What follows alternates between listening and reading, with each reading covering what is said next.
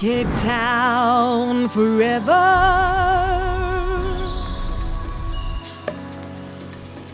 Cape Town forever.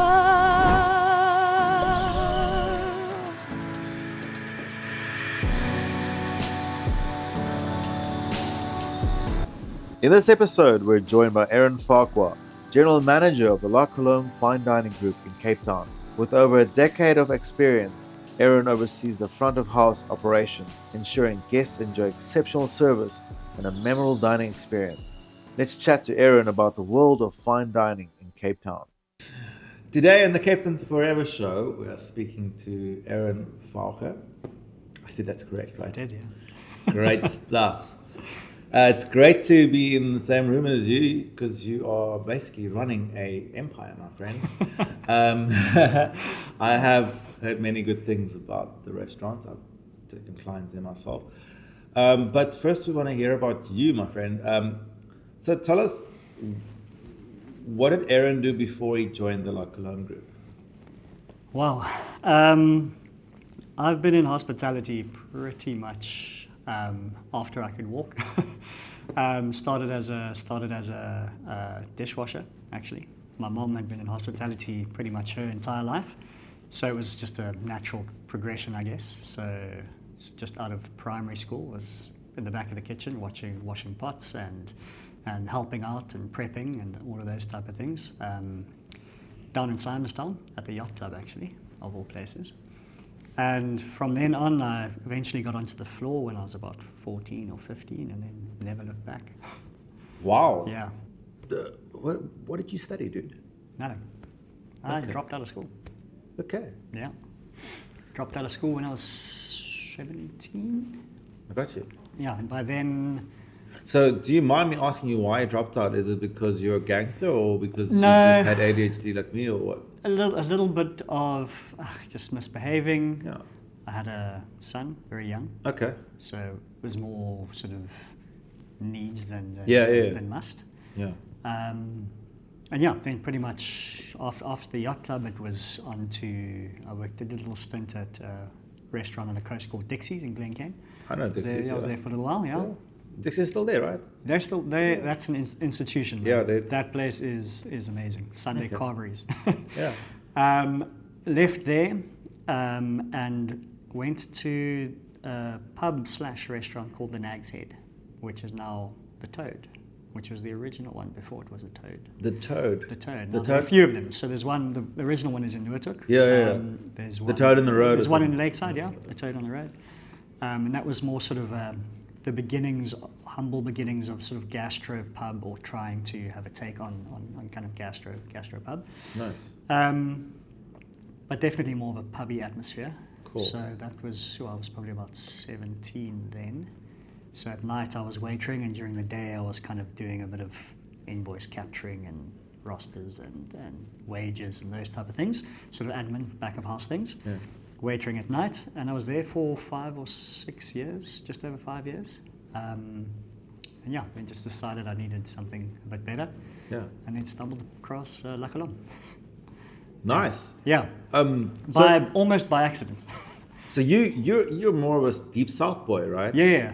So not born and bred, but not born and bred, but I spent a lot of time in Fishhook. I went to primary school in Fishhook Primary for a couple of terms, and then all over the show. But I ended up back in Fishhook, Simonstown area. Yeah, so I literally moved out of that side of the world 6-7 months ago. Yeah, so my whole life pretty much. And you originally hail from Scotland. Originally from Scotland, yeah. So my parents are both from Edinburgh. We moved down as a small family unit in, I think, 89. So I was 2 years old. Okay. My dad got a job at a telecommunications company, Plessy or Telumat, or one of the two. Yeah. So we moved down, and then eventually each one of the family members, and we've got quite a small family, came down on holiday, came to come visit us, and eventually one by one all stayed. So I've got no relatives in Scotland at all. Wow. We're all down here. And yeah, I mean, Cape Town's home, definitely. That's amazing, man. Yeah. And so you got to La Colombe with some previous training, right? Yeah, but not necessarily the training I needed, to be honest. Not fine dining training. No, not at all. So, I mean, from going from a pub scenario, basically, to fine dining was a massive leap. So, I obviously knew of La Colombe at the time, but I actually went to apply for a job at Colombe Restaurant, which was the restaurant, a sister restaurant to La Colombe, which is a little bit more casual. Yeah. And then on the way out, I just decided, if I'm not going to try, I might as well just, go for it. Yeah. Went in, they said I can start a couple of days' time, do a bit of training. So I trained for, 2 or 3 weeks, I think. At the end of it, they were like, nah, I don't think you're a good fit. Yeah. Really? Yeah. And it was, I think, Chef Luke leant over the pass and said, nah, he's fine, we'll keep him. And that's where it started. And now 15 years later almost. Chef Luke Del Roberts. Yeah. Yeah. All right. Yeah, he gave me the thumbs up. That's amazing, man. And so do you stay in touch with the guy? No, I mean, I only worked with Luke for, probably about 6 months. Yeah. And then he left to start his test kitchen. Okay. So there was about 6 months. I didn't really know him very well, but I mean, I see him every now and again, and we still, how's it going? Long time no see. Nice. Those type of vibes. But yeah. Cool.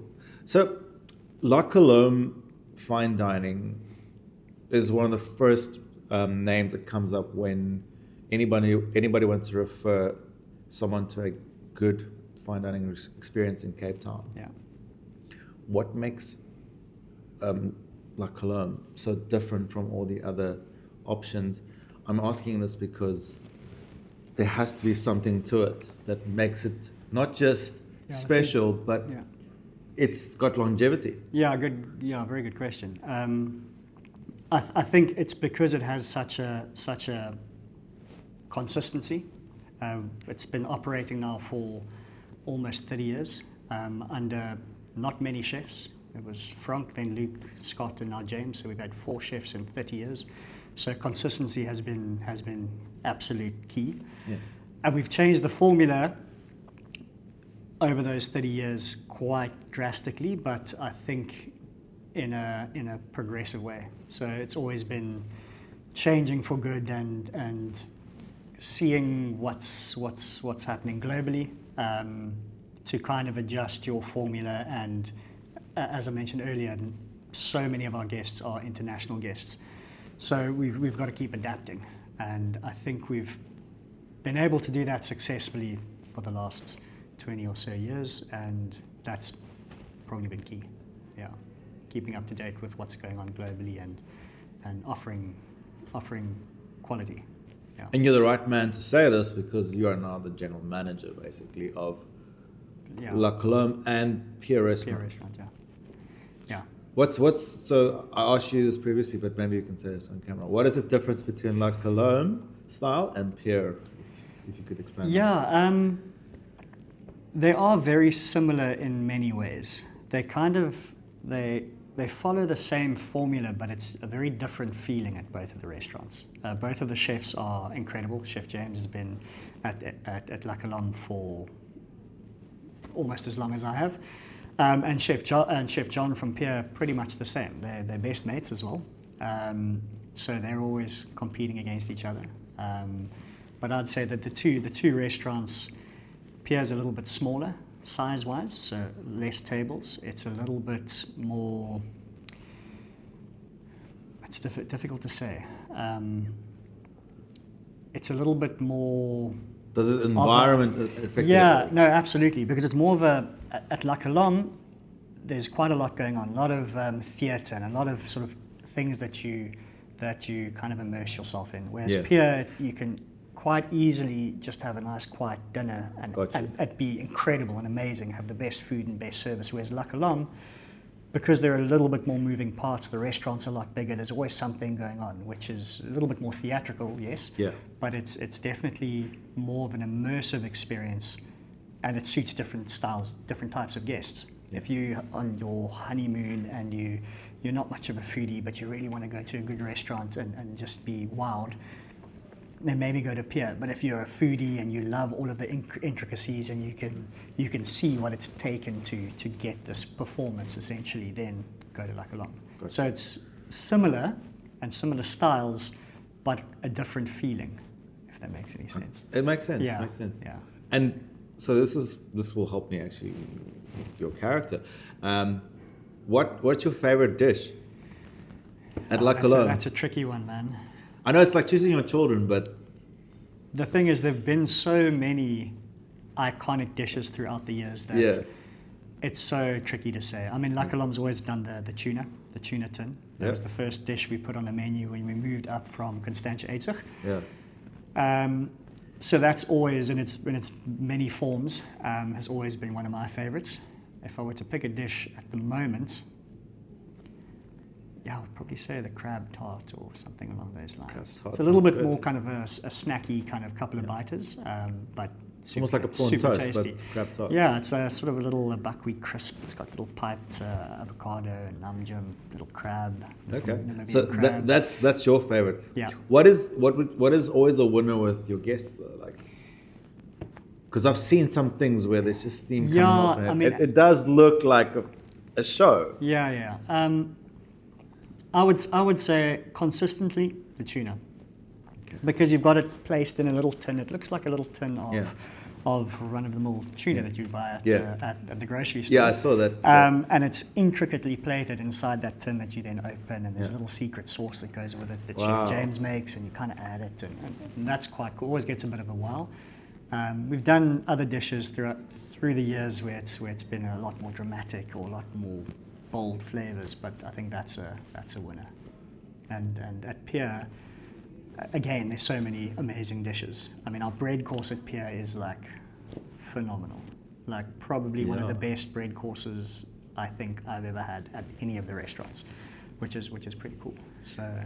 And yeah. speaking of which, like the other restaurants in Cape Town, because I mean Cape Town is the fine dining capital of Africa in a sense, right? I would agree with that. How are you guys? Do you think it's fairly it's competitive in such a way that you always try and improve on each other, or is there a collaborative sort of outlook on how things, an organic or collaborative way of saying, well, they're doing this, let's try something different? Yeah, I think there definitely is competition within the fine dining space in Cape Town. We're always trying to outperform Of course. each other. I mean, that's But just, in a healthy way. Yeah, absolutely. A competition's always super healthy, and it pushes you. Yes. I mean, the restaurant industry, and it's just one of those industries that if you're not on the forefront and continually pushing, it's very easy to just fall back into the distance. So it's competition continuously, but I think healthy competition. Yeah. I mean, all of the chefs have massive respect for each other, and a lot of them have worked together before, and we all know each other in the industry. So yeah, that's good healthy competition. Okay, great. So Aaron, tell us about the origin story of La Colombe. Where did it all start? Okay. Yeah, so we started out at Constantia Eitzig, which is a wine farm out in Constantia, as the name suggests. Before my time, believe it or not, and it was opened by a French chef by the name of Frank Dangereux. So he owns an amazing restaurant called the Food Bar now out in Noordhoek, and has been there ever since he left, I think. And I think that was in '96, and he was there for quite a few years until Chef Luke Dale Roberts took over. He was at the restaurant, I think, for 4 or 5 years, and then moved on to take over to start out at the test kitchen at the Biscuit Mill. And at the time, Scott Curtin, who's one of our current owners, was the head chef at one of the other restaurants on the wine farm. When Luke left, he was then asked to take the reins from Luke. And then essentially we rolled with that. The owners decided to sell the farm, which they then did. New owners took over, and they decided that they didn't want restaurants on the farm. So we were lucky enough to have Scott at the helm at that stage. He was still full on involved in the kitchen and essentially the executive chef. But he was told, you can take the name, take the staff, but we want you off the farm in, I think it was a month or two. And yeah, we had to find a new venue, which we did. up at Silver Mist Wine Estate. We moved there, just over 10 years ago now. It doesn't look like it does now, or it didn't look like what it does now. After quite a lot of renovations, it's just gone from strength to strength. Yeah. Eventually, Scott handed the reins over to Chef James, and James has been the chef ever since. But Scott's always around in the background, sort of taking on a more of a director role, where he'll have say and sort of manage everything from behind the scenes, but he's not necessarily in the kitchen like he used to be anymore. Yeah. So that's the origin. Great stuff, and it's gone from strength to strength, like you said. Yeah, absolutely. Okay. So Aaron, when you decide on a menu, what is the process? Is the process the chef designs something on his own and he presents it to a few of the top guns, or do you all sit around a table together and design it, or is there more of an organic way of getting things done? Yeah, probably the latter. So it definitely is more of an evolution as opposed to just, okay, we've closed, we're closing now for off season for 3 weeks and we come back and there's a brand new menu. So that doesn't normally happen. Every now and again it can with some of the menu, but for the most part it's an evolution. So it'll be things that are coming in and out of season. We've got this beautiful bespoke crockery bowl or service utensil that we've got made, and we get a little bit of inspiration from that. But changing the menu isn't necessarily once off and there we go. So it's definitely how I kind of feel it happens is we'll develop the menu in our quieter bits of the season. So generally not much change happens January, February, March, December, January, February, March. Just because the restaurant's packed, we're firing on all cylinders, and it's just super difficult to develop things when your time is solely focused on being in service and looking after your guests and all of those type of things. So generally, once we start getting a little bit quieter, then the developmental side of things will start kicking in. So that's generally where we do a bit of traveling as well, which definitely helps. Get inspiration from different cuisines and different flavor combinations and different experiences.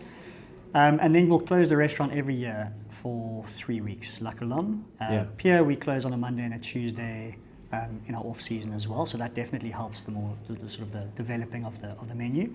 But La Colombe, because they close for 3 weeks, it's a lot easier to come back from leave. And at least have a little bit of a framework of menu changes. Not to say that it's going to change completely, but by that stage we hadn't gotten a bit quieter and we've been able to figure out, okay, this might be a good way or new dish to put on the menu when we get back, but we probably need to tweak it. And so those type of things definitely influence the traveling, 100%. Whereas Pier can be a little bit trickier because there's less downtime. But it's a similar style. It'll be a dish here, a dish there. It'll slowly transform as opposed to just changing outright. And do the dishes sometimes hop between the two restaurants that you work with? No, not really. So menu-wise, James and John kind of do different things at the waterfront. Being at the waterfront and the restaurant's name is Pier, obviously it's more towards a seafood inspiration, but not necessarily that's what we've got to do. It's just the restaurant kind of, you've got the view of the waterfront, and it's just kind of what the restaurant kind of leans towards. Whereas at La Colombe is completely different. So you'll notice maybe 1 or 2 items that might be, I've tasted something similar at La Colombe or maybe at Pier, but as far as the menu and the composition goes, it's completely different. Okay. Yeah. And I mean, imagine Cape Town, because it is, again, fine dining capital, but also internationally recognized by a lot of tourists that come through here. Your dishes have to be able to make the taste buds happy of many different people from around the world. Yeah. Do you ever try and slip in there a bit of local stuff, or is it depending on how you feel? It just depends on how the menu falls into place, in all honesty. I mean, when we can use incredible local produce, We will 100% use incredible local produce. If there are dishes that we need to have things brought in, if necessary, we will do that as well. Yeah. At the end of the day, flavor comes first. Yeah. And if we happen to do something, maybe Cape Malay or something a little bit more traditional, then we will, if it fits into how the menu's kind of looking and flowing and working. And at the end of the day, tasting. That's the main thing. Amazing. So we're not really nailed down to any particular style of cuisine because it's constantly evolving. Yeah. I mean, even cuisine within South Africa is always, there's so much going on, so many different influences within South Africa to take from as well. So it's a bit of a Got you. little bit of everything. Yeah. Yeah. And it really does sound like you're passionate about your job, right? So do you foresee yourself staying forever in fine dining, or Man, do we see a point where I don't know, man.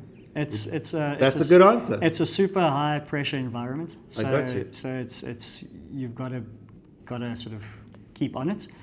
But yeah, I love it.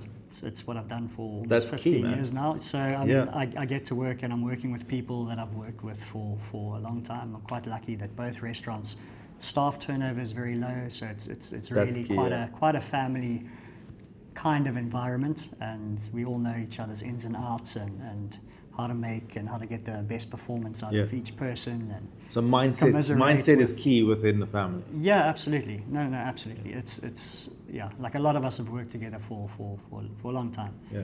And yeah, we know what the restaurant needs and we know how to get there. So it's a lot of the behind the scenes things are just quite natural, just something you would do anyway. kind of Awesome, things. man. Yeah. It's great talking to you, man. General Manager of La Colombe and Pierre Restaurant. Awesome. Thank you. You're looking forward to the season coming in? Yeah, man, it's gonna be a busy one. After COVID gave us a bit of a downer. Yeah. We're firing on all cylinders, which is Great. which is It's amazing. great to hear, man. Yeah, Cool. I'm gonna one day come to your restaurant. please do. Aaron, thank you so much for joining us and making Cape Town amazing with your creations at La Colombe and Pierre Restaurants. It's been amazing speaking to you. I wish you well over the season, and thank you for making Cape Town proud. Cool. Thank you. Cheers. Cape Town forever.